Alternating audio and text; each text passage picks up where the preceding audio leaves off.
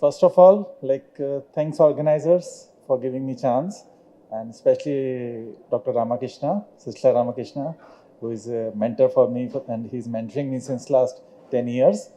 He's like above mentor for me now, and it's like I'll be just sharing a journey of both like academia and industry. Since last around 7 years, I'm there in industry and translating the things like what our previous speakers have presented the things, like we are translating those things into a final product. Okay, so this is something like I'll be just sharing like around a 30 years of nano delivery system journey. Okay, and okay, so it's like we'll start with a conventional system. We all know, we all use tablets, capsules. Okay, we are very comfortable with them. They are convenient, economic.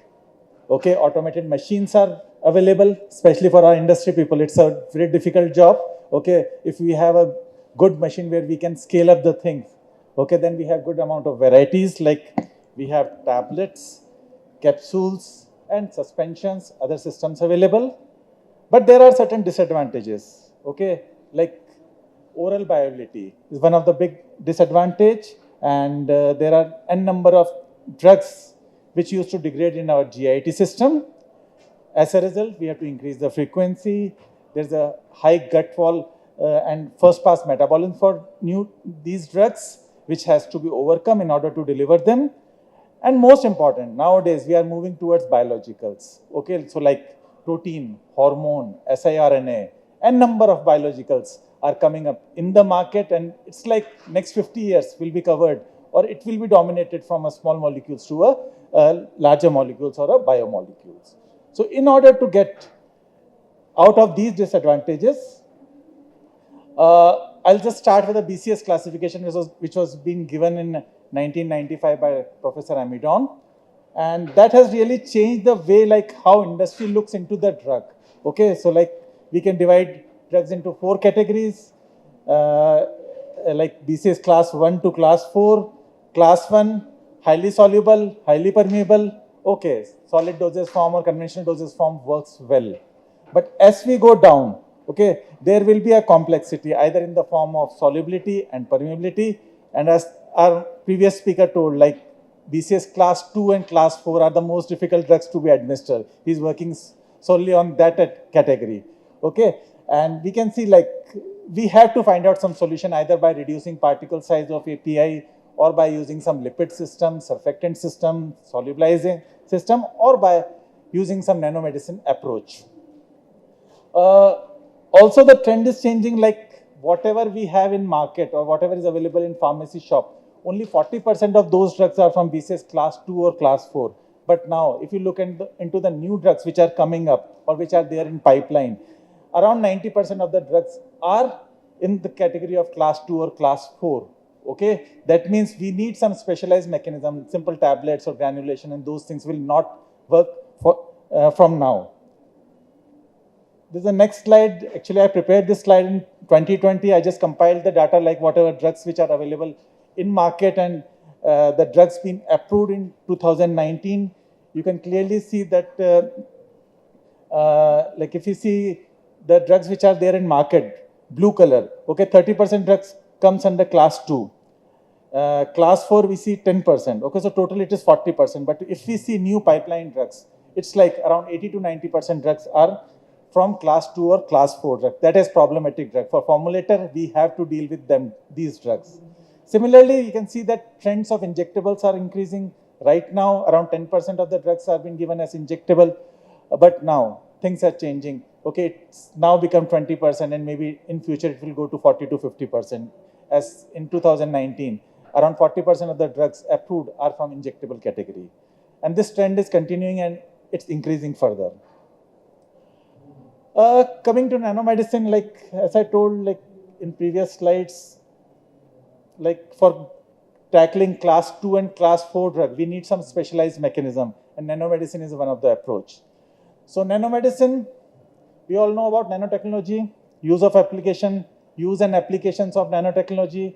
Okay, you might have seen photograph of a first computer which was a 2-room big, okay, around 20 by 20 square feet. Then it comes a smaller one. Then comes desktop, laptop, palm top, okay, and now everything is in our watch, okay, we can do whatever we want.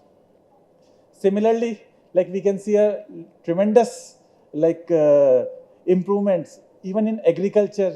If you know, like 3 years back, Prime Minister Modi ji have launched Nano Urea, okay, Nano Urea for agriculture purpose. Okay, now there's a number of agriculture products with nanotechnology are coming up in the market. We are doing good job in India. Okay, so this is how like nanotechnology is improving the things in nearly all fields. Similarly, it has great impact in medicine.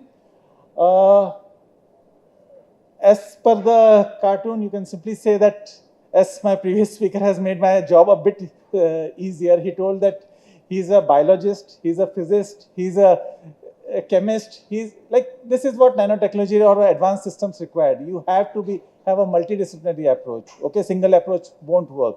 You should have a good material science knowledge, good formulation aspects, scale up. Okay, and number of things has to be there in order to make a nanomedicine. There are different definitions given by different agencies. Most of them told like for a nanomedicine, you should be in the range of 1 to 100 nanometer. Okay. And the last definition, which I like the most, is like the manipulation and characteristics of materials and fabrication of nanostructures able to provide superior drug delivery system for better management and treatment of a drug.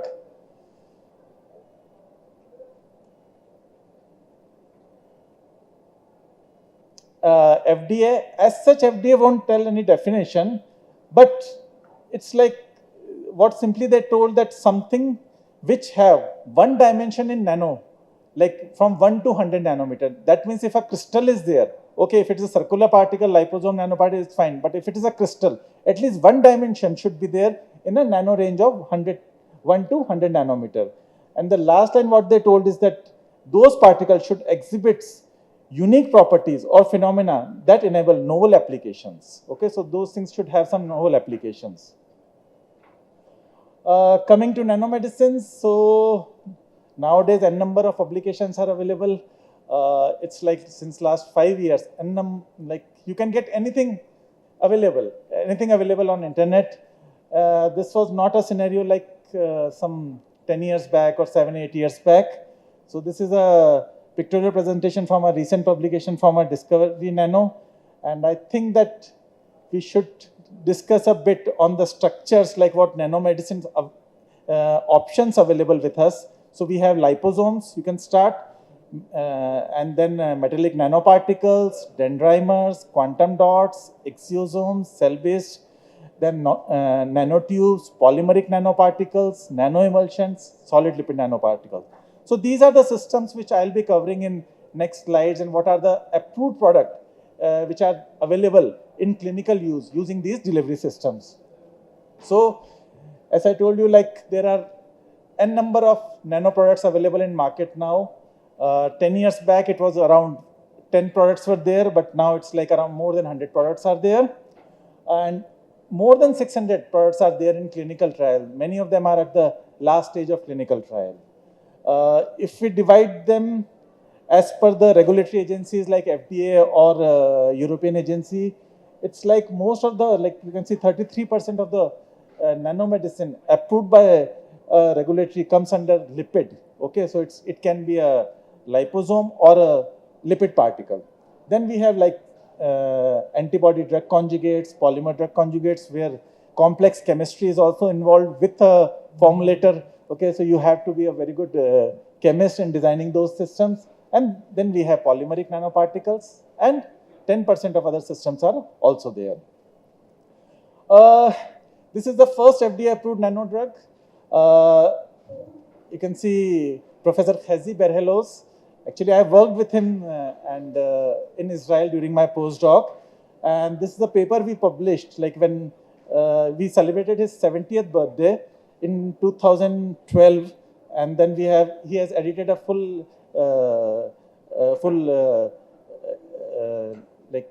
issue for this Journal of Control Release, and he has written this article. Even I have an article in that, and you just read this article, like it's a it's a 20 to 25 years effort to get the first nano product. Okay, so like we know Bingham is the first who has given this liposome term in 1960s. He told that some lipid structure can be formed using lipids or so.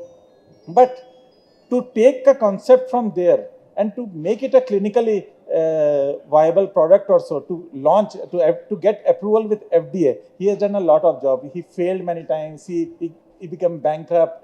He loaned his money for doing clinical trials or so. There's a number of things. He has mentioned everything in this paper, and we should really get inspired, like how a person can think and imagine, and like he has made a, like he just speculated that I can design something with a drug, okay, and a doxorubicin drug, which was a highly used drug, that's a first line drug.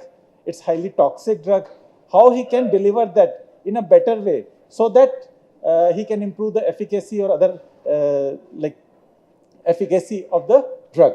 So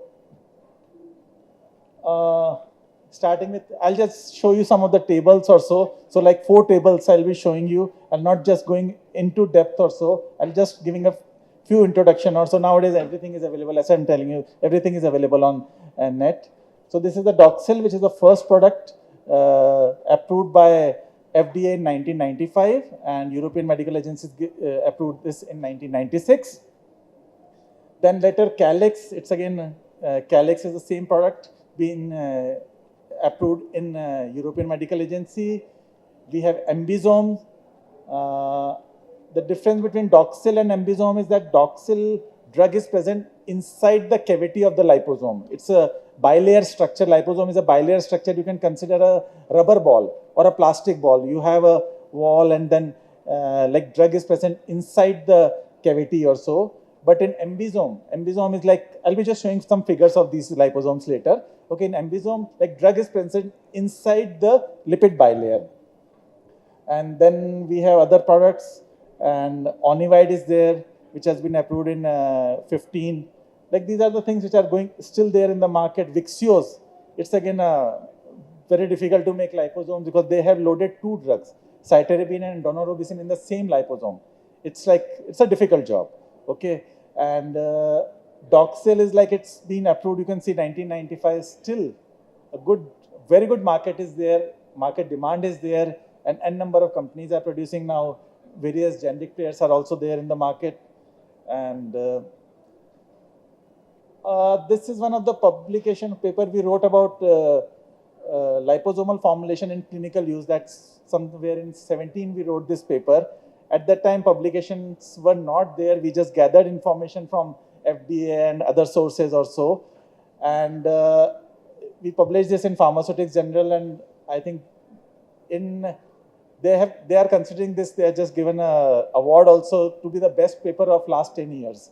Okay, so it's something like that. And just yesterday I was looking at the download part. So you can see, it may not be very much clear, but 48,000 copies has been downloaded since last 7 years. So this is just to show that what really these delivery systems mean to research or so. Coming to like some of the systems, I'll be just showing you why they are different with the conventional system. So this is the first, like Doxil. You can see a liposome structure. You have lipid bilayer with a drug in a crystallized form present inside the drug. That comparative study really shows that what really happens when you give a free Doxil and Doxil in the form of doxorubicin liposome. Okay, so you can see like when it's been given at the same dose, okay, more drug is present inside the tumor cells. Okay, so it's like targeting ability of these products to the specific site or specific tumor, and that can be achieved by something like that. Okay, so a liposome have a lipid bilayer structure, and even our cells or cancer cells have a same structure. So like liposomes have a tendency to fuse with the cell structure, dumping its drug directly into the region where really drug need to be delivered or so. So this is something like how liposome Doxil work. Then we have Ambisome. It's a liposomal amphotericin B where drug is present in the lipid bilayer, and you can see like by just loading drug in the lipid bilayer, we can clearly see that there is, you can say 2/3 or 66% reduction in nephrotoxicity. Oh, okay, so this amphotericin B, if given as a conventional system, and if it's been given as a liposomal system, you can see there's a tremendous decrease in nephrotoxicity with this system. You may remember, like we had in the second or third wave, we had this outbreak of black fungus, okay, and that was the only available option at that time. And we really, like PM and other government has really worked a lot to provide that drug. They have get it from all over world, and it's like a tremendous work was done at that time, and this has really saved lives of a number of people, this system. Okay, this was the only available option at that time for the treatment of black fungus. Coming to second system, or a second, you can say, table of the delivery systems, which I'll be showing you four such tables. So this is the second table, and you can see, like initial three are the lipid nanoparticles. Okay, so those were the liposomes, which were like, as I told you, it's like a rubber ball or a plastic ball, hollow inside. But this solid lipid nanoparticle are something like a sponge ball or a cork ball. Okay, where it's a matrix system, matrix type of system. So it's like first approved product was on Petro. Okay, it's been approved in 2018 by FDA, and it's for some neuropathy disease, and that really paved or open path for approval of this COVID vaccines by Pfizer and Moderna. Moderna vaccine, as he told, like Bob Langer, he has produced this Moderna. Moderna is like a company owned by Bob Langer, which previous speaker has mentioned, and I have few publications with him also. And then we have other options available which are there in market. We have nano emulsions, protein peptide conjugates, micelles, nano emulsions, and so it can be for parenteral administration, subcutaneous, or you can see Relestasis is something for dry eye disease. And last, Estrasorb is for estradiol, it's a topical cream. So these are the nanosystems which are being approved by different agencies. This is how like this lipid nanoparticles work. It protects the mRNA or other biologicals from degradation.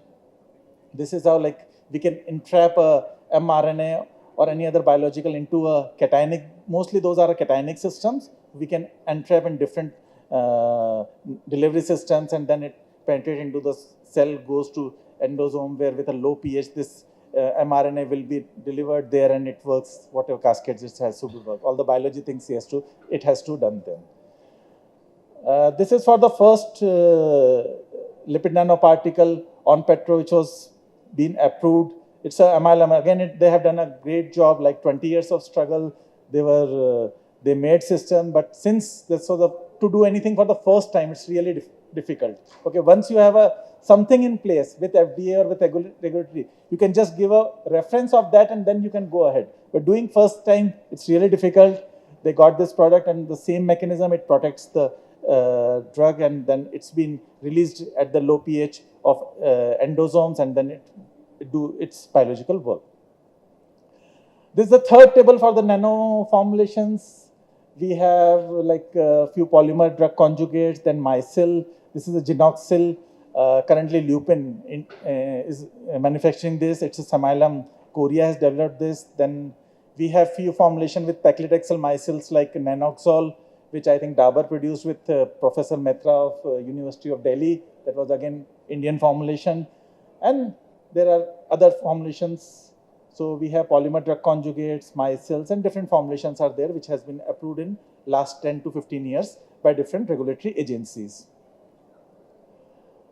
Then we have few like nanocrystal formulations. Many of them are for oral applications. We have capsules, like they are not usually of 1 to 100 nanometer. They are of around 300, 400, 500 nanometers, and they can be formulated in a capsules or so. So good number of such formulations are also there.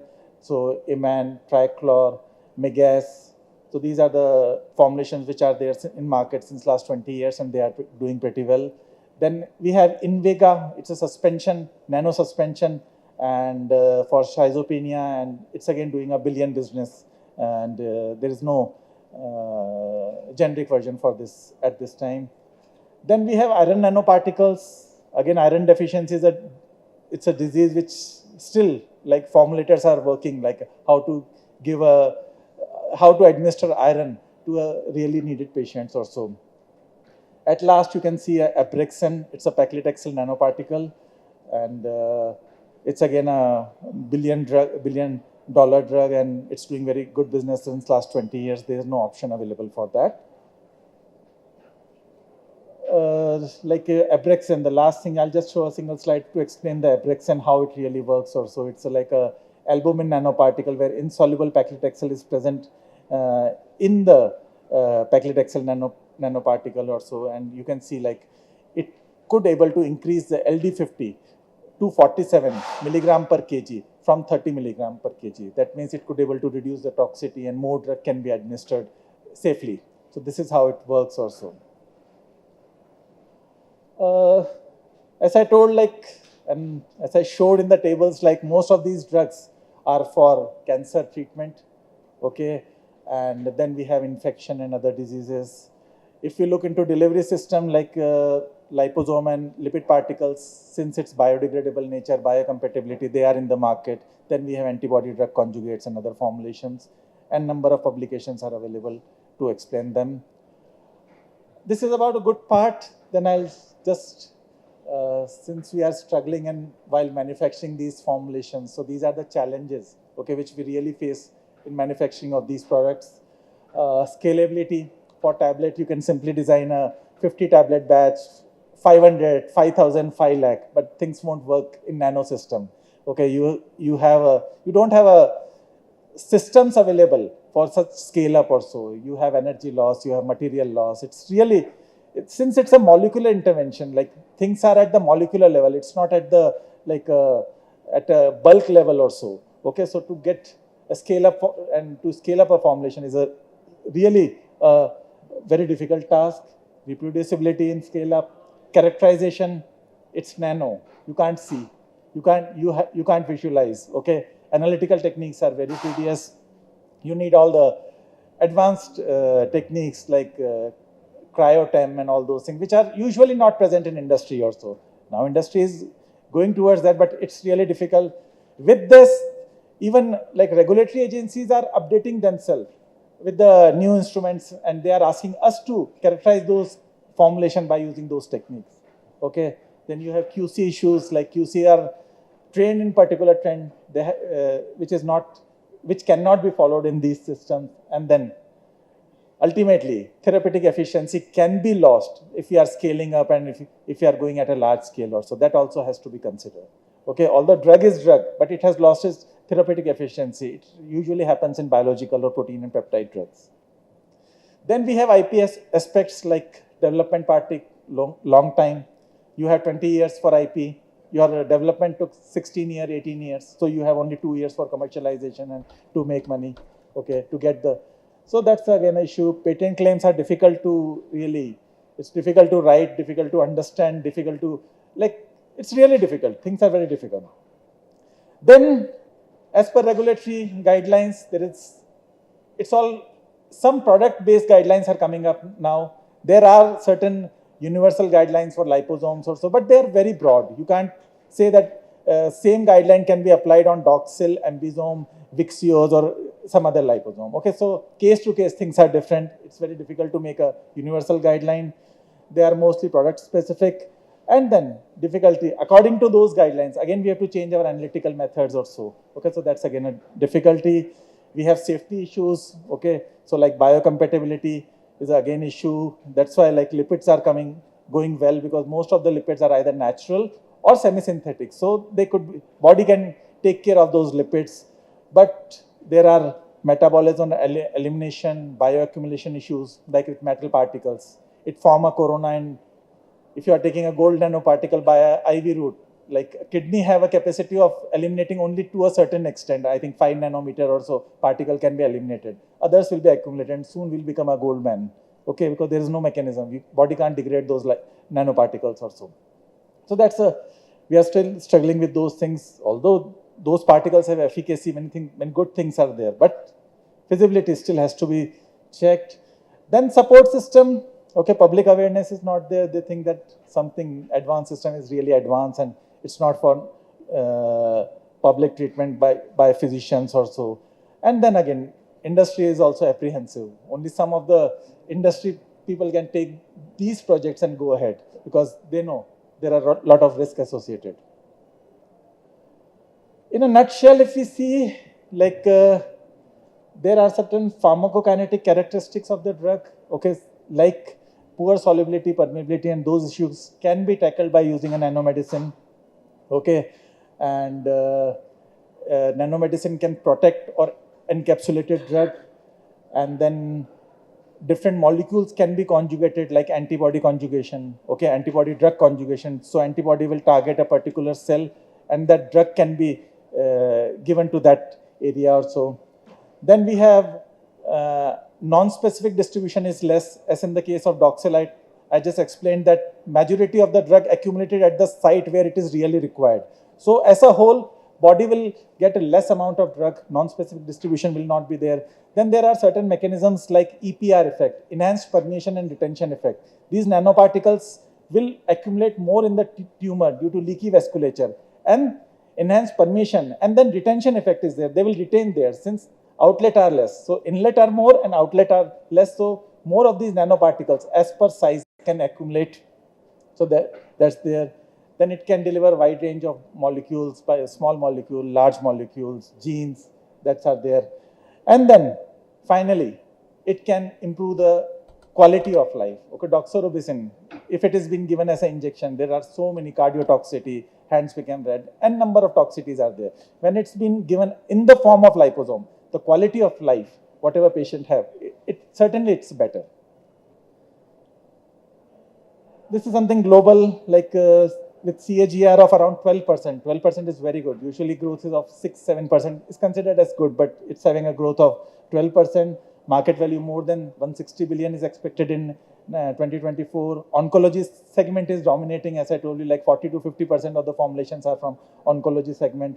And again, North America or USA is like with 40% of the use of these drugs. So yeah, last slide. So this is something like global things. Now I'll just come to local. Okay, you must have heard the name of Basmas. Okay, so now till now my presentation was for the last 30 years, but this is something like being written 3000 years back when Charak Samhita is there. Okay, they have mentioned like you can incinerate the metals so that ash can be formed, that can be collected and that can be used for treatment of patients also. And number of formulations are there written in Charak Samhita. If we characterize those things now, they are nothing but a metallic nanoparticles in the nano to micron range. Okay, so this is there. So it's like we know nanotechnology long back, 3000 years back or so. It's like we have characterized this now. With this, that's it. Thank you.